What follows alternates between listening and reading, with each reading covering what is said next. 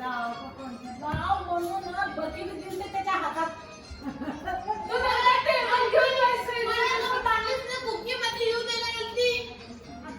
मी येऊ दिली नी टेबल होतं मधी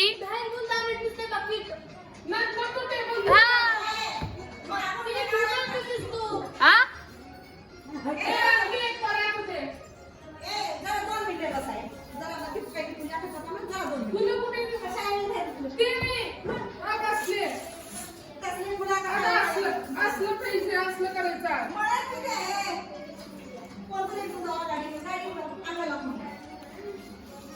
गाडी